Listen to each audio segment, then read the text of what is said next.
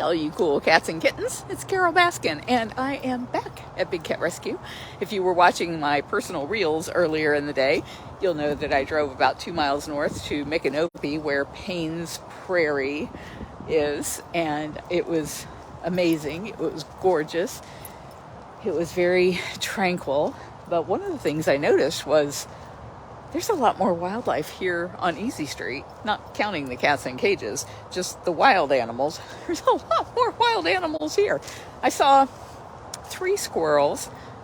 I bet you we will see 10 squirrels here during my walkabout. There's one right there. I saw 1 heron. Didn't see any other seabirds or lake birds.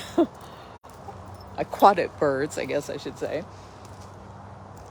But at any rate, I just missed you guys, and I wanted to come out here and give you an update on everything. You know what, I forgot to look and see if, I don't know where Priya is. So Priya, I think, ate 5 pounds yesterday, which was good.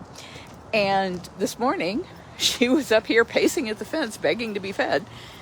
And so I don't know how that went, but I'm guessing she ate because she was really in the mood for it. And I know some people were really worried about, let me turn this around for crying out loud. Some people were really worried about Jasmine. So Jasmine Tiger has been in heat. And when she's in heat, she does something that's just so sad. But she will like press her forehead against the ground. And she just moans and carries on, and it's just because she's in heat. And so today she started doing something really weird, and I think it might have been Suzanne saw her on the Explore camera. Somebody saw her on the Explore camera and alerted Deb, who alerted Aaron, who alerted Emma, and then they all alerted Jamie and me. And so what she was doing was she was really biting at her back left foot. And then she got out into the lake and was doing the same thing. She'd sit there and hold her foot in her mouth, and then she started spinning around, and they weren't sure if she got caught, and they were really, really worried she was going to drown. Jamie and Victor were like, oh my gosh, this seems so much like what happened with Zabu. Zabu was having a stroke, but just the scariness of having a tiger acting bizarre around deep water is terrifying. And so Victor was saying, should we just bust down the doors drive in there and lasso her? And Jamie's like, I don't think so. She seems a little too awake for that. And thankfully, Aaron and Emma managed to get her into her lockout. And so I think they've decided to keep her in the lockout for a couple of days. And they've been watching her really closely there. I don't know if you can see her on the camera there. So the vacation rotation feeding station has a camera, but it seems like I saw some text today that maybe that camera is out of commission. I'm not sure. But anyway, we're keeping a close eye on her. Oh, there's Priya. So Duchess is up on her platform. And I apologize if this is super shaky, but I came in the front gate and my stabilizer is in the back gate. But if I had come in the back gate, I'd have to unlock a whole bunch of gates to get here. So it's just like, I'm going to walk around, and if everybody hates it, they can jump off of the feed and maybe catch us a different time. But I knew you guys would want an update on what's happening with Jasmine. So she seems fine. Dr. Justin thinks maybe she stepped on a stick, maybe she punctured her foot, maybe she got stung by a wasp, bit by a turtle. Could have been just about anything. So we'll keep an eye on her. I think they put her on Gab too in case she was in any pain, but I'm not entirely sure about that. There's Miss Priya. So Priya's just been scaring us to death from day to day. She's, one day she'll eat fine, and the next day she won't eat hardly at all. But yesterday was a good day. Oh my goodness. Is it very, very comfortable? So comfortable.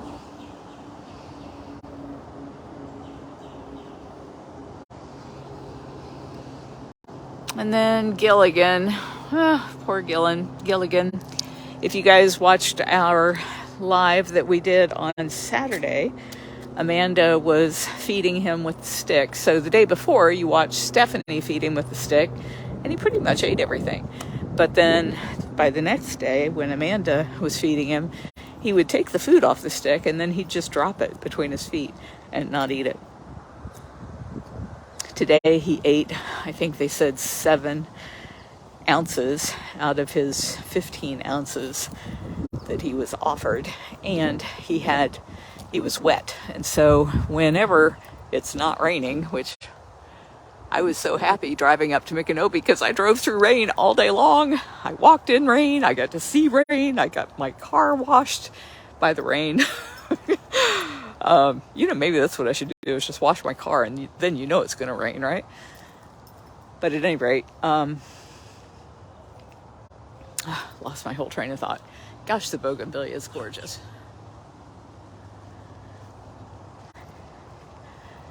So they found Gilligan wet, and it was probably not from laying in a puddle, because we haven't had any rain, and it just doesn't puddle up that much overnight.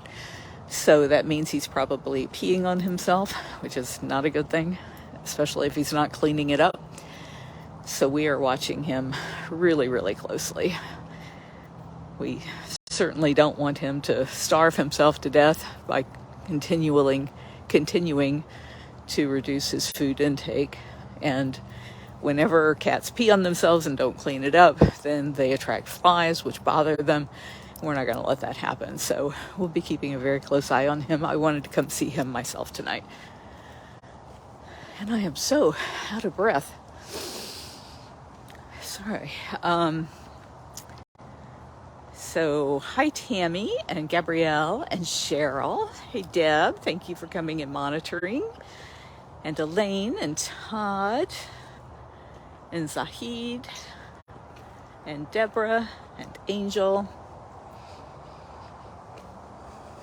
I'm always listening to podcasts, and I was listening to Alex, I think it's Harmozy, really interesting guy. He and his wife ran a bunch of gyms, and then they started teaching people how to run their gyms better and sold that business for $47 million. And he was saying we should do away with the income tax and have 100% death tax. So at the end of your life, everything you have built in your whole life would just go to the government. And think how that would change things.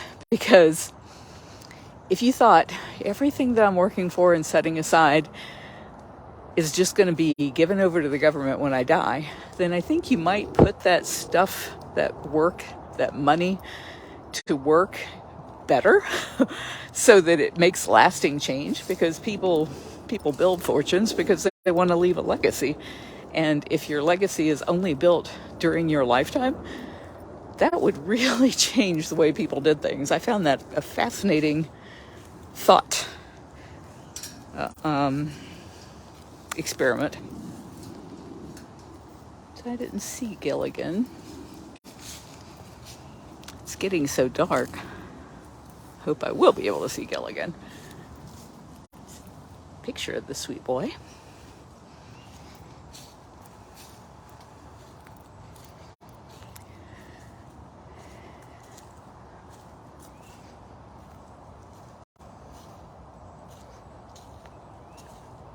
Priya's just old. Somebody was asking if she's okay. So she's 19, and she's having good days and bad days. She already is in kidney failure. Her kidneys are not working as they should, and there's no turning that around at her age.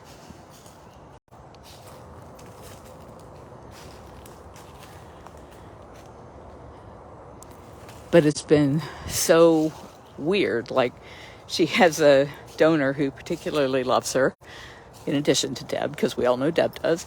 But this donor is arranging everything in her life so that she could come fly here to see Priya.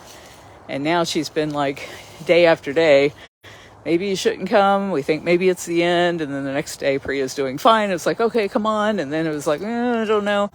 And so I think she gets here tomorrow. And looks like Priya will be perfectly fine for tomorrow. I'll take every good day we can get. Where are you, Gilligan? Maybe he's in the air conditioning.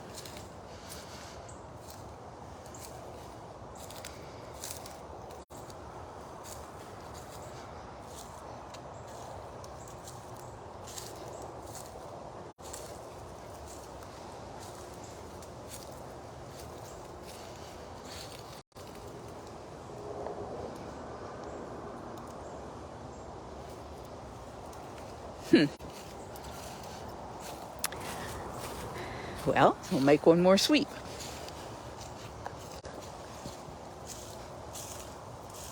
Well, thank you for wearing your Priya shirt.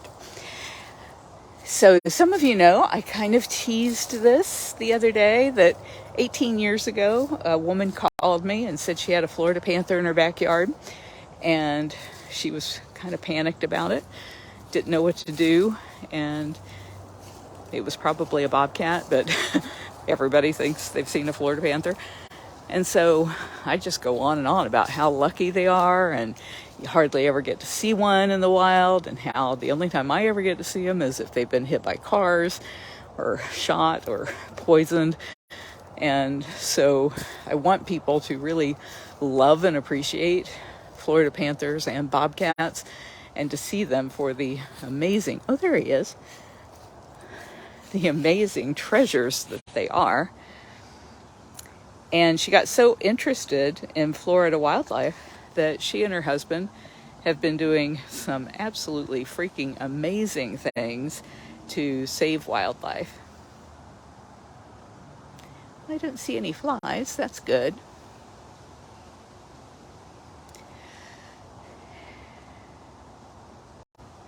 So through a serendipitous set of circumstances, they learned that we were going to be moving the cats to Turpentine Creek Wildlife Refuge in Eureka Springs, and that the property would be for sale.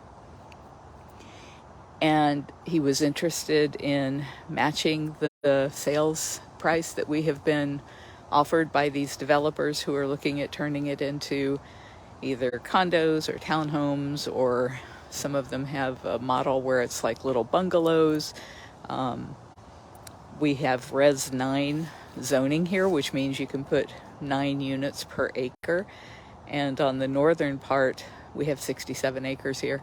On the northern part, you can get as many as 20 units per acre. So it's a pretty valuable property. And we told him what the developers were offering, not exact prices, because we're not going to share that, but, you know, within enough to be able to say, if you want to buy this, it's going to cost you at least this much. And he came out for his tour today and absolutely fell in love with the place, just like all of you have fallen in love with this place, because it's magical. It's so beautiful here. And he said that he definitely wants to make an offer. Howie told him we're only taking offers for the next week, and then we're going to make a commitment, and that he needed to figure out all of his due diligence on it within that period of time, if he was sincere. And he came across as extremely sincere, and you guys are going to love this guy. I can't tell you who he is yet, but he is like, you know, if you know us, we've been fighting this hydrilla thing in the lake forever. And Jamie was talking to him about how, and we had Jamie come on the tour because she knows all of the wild animals that are out here, because his idea is to save it as a park, and to make it a park where people can come and ride their bikes or have picnics, paddle boat their kayaks out there on the lake. And he was looking at ways to make the lake as beautiful as possible, and was talking about new technology that he's invested in that actually can help that spring. That's a spring-fed lake, but he could actually bring it back to like Silver Springs kind of quality. And so that made me very, very happy. And when we had this conversation with him, Jamie was with us during the tour, and then afterwards Howie and I were talking to him, And when he said at the end that he was really interested in it and wanted to see about making an offer on it, I texted that to Jamie, and she actually broke down crying because she loves this property. She doesn't want it to be developed. She wants it to stay natural. He wants us to continue to do bobcat rehab here. And of course, that's what Jamie wants. And so this is just, I asked everybody the other day when I first learned about this to picture that being our future. And so you guys did an amazing job. Talk about a bunch of prayer warriors out there. You guys really knocked it out of the park for him to have come here and fallen in love with the place just like you guys. So I'm really hoping that the offer is sincere and competitive, and that would absolutely be the best possible scenario for us. So everybody keep picturing that happening. So I think it could be absolutely amazing for all future generations. Hey, Filmo. Here's the Filmo. So did I lose you while I was doing that? I want to read you the list, but I don't want to lose everybody on here. Somebody let me know if this was still playing while I was looking up that email.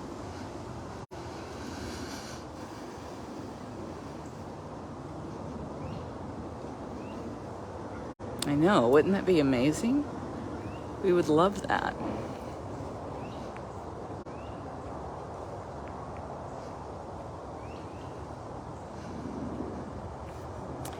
Yeah, it's not like any of us like the idea of this being homes here. We want it to be animal homes, not people homes. But sad truth is that in order to take care of our cats to the end of their lives and to be able to save cats from extinction in the wild, we have to sell the property. And there's no other way to do it. We can't raise enough money here, given the fact that now that the Big Cat Public Safety Act is passed, there's not going to be a bunch of cats to rescue anymore. And if we're not doing cat rescues, we're not getting donations. Our donations dropped 20% last year because people want to see animals being rescued. Or they want to see Flint being silly. Yes, they want to see Flint and Nabisco being so silly. So as those cat rescues diminish, because there's just not a whole lot of cats that need rescuing now that the Big Cat Public Safety Act is passed, and all of these cub petters aren't producing hundreds of cubs anymore that they then dump, that they have to be rescued. And I don't think there's ever going to be a huge need for the smaller cat rescues because people just don't find them as impressive. They don't stay manageable for as long as the bigger cats do. They very quickly grow into who they are and are impossible to handle. And if people can't show off with them, they don't want them. So I don't think that's ever going to be a problem. And there's so many good accredited sanctuaries in the United States that can take those cats. I think there's still going to be a need for rescuing primates because there's no laws that are protecting them from these pay-to-play schemes. Same thing goes for bears and wolves, but I have zero interest in dedicating my whole life to those animals. I just love cats. I'm such a speciesist, but if it's not a cat, I just don't have a lot of concern for it. And you have to really be passionate to do this kind of work because it's not hard. It's not hard. It's not easy. So if there's no cats to rescue, there's no money coming in, we can't take care of the cats, and we continue to have to pay the huge overhead of this property, which is just a ridiculous amount of money. We spend right now about $3.5 million a year here. And even if we cut all the salaries back and only had a couple of paid staff cleaning cages, still with all of the infrastructure that we have to pay, the electricity and the insurances and all of that, the least that we can get it down to is $1.5 million a year. And we quickly blow through all of our reserves. And then we have cats who could still live another 15 years and no way to take care of them. So we don't have any choice. We have to sell the property. The only choice we have right now, maybe, is whether we sell it to a developer or whether we sell it to a philanthropist who wants to preserve the property. And of course, we're going to choose that option as long as it provides the same amount of money that we could get out of it for the other uses, because we want to save as many cats as possible. And we want to do that by saving cats in the wild, which includes our Bobcat Rehab.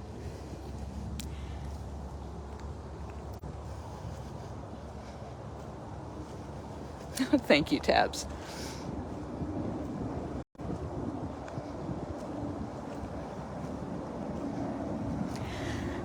Yeah, Gina, I think you're right. I think it really would make it much easier for people to accept if they knew that they could still come here, even if, they're never going to be able to see our rehab cats, because the whole purpose of raising them right is so that they never go near people again. But to be able to come out here to this beautiful lake and just drink in the magic of it, I think that would really help to soften the blow of all of this. So I'm beyond myself. I am so overwhelmed with joy that there are people in this world that can see this place as the beautiful place that I see it, and who are willing to step up and protect it.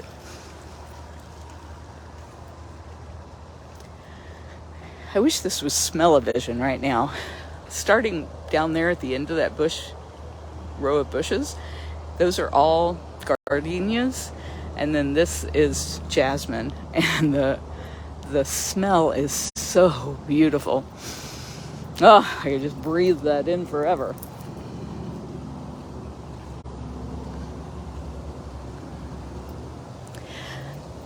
Somebody just asked, when they enforce the Big Cat Public Safety Act, won't that cause a big influx of cats?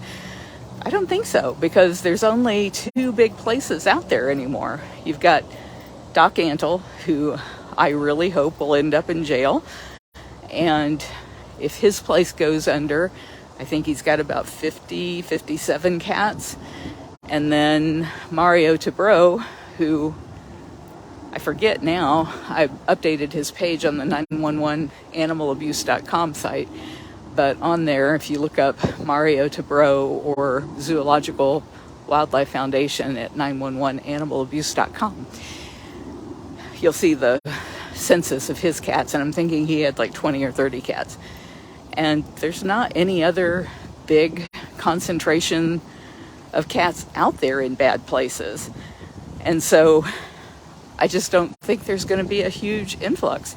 And even these private owners, I think so many of the private owners have already gone away, because as these big places that were pumping out so many cubs went under, Joe Exotic, Jeff Lowe, Tim Stark,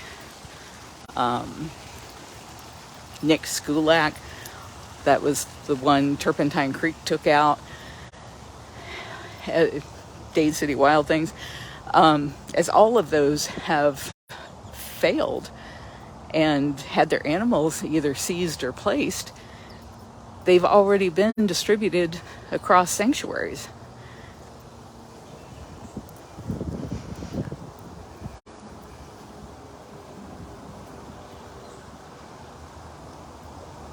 Isn't that beautiful? It's so beautiful. Don asked, why is Doc still able to operate?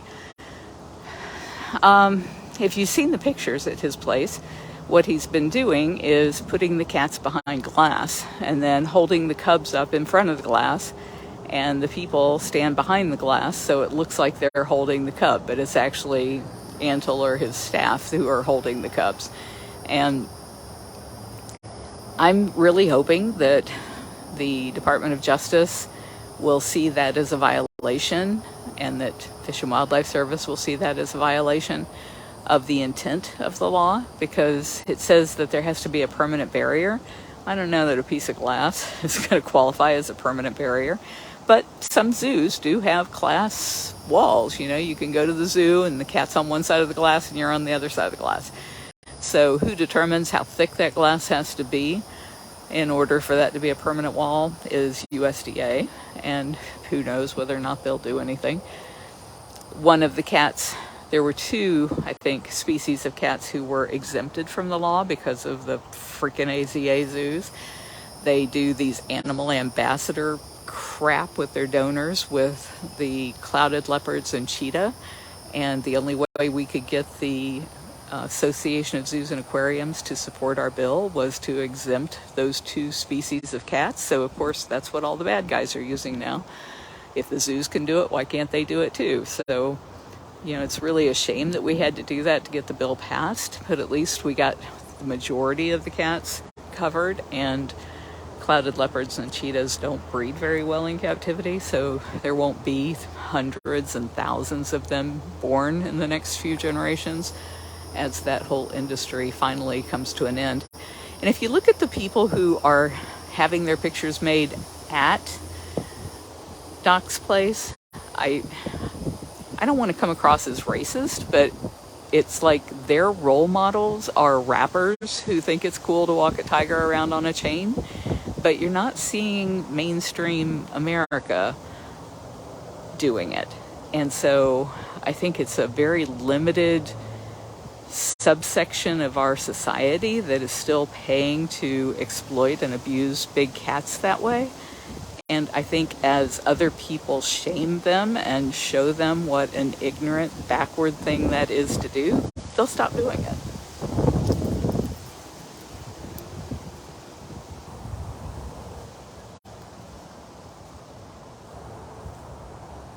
So I was pontificating there, looking out over the lake, and I look back and we're having a discussion about dogs. I don't know how we got there.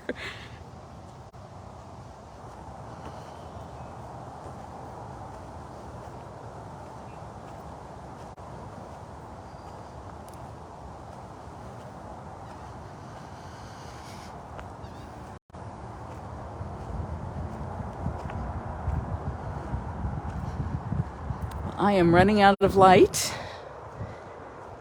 I see Priya's still sleeping on her platform there. Jasmine, Duchess is still sleeping on her platform. All right, so as I'm walking back to my car, so I hope you guys were able to hear all that. I just read off the list, but I don't know if you can move between. Nope, looks like I lost everybody doing that. Well, that's too bad. All right, well, I'm going to say goodnight. Love you guys. Mwah!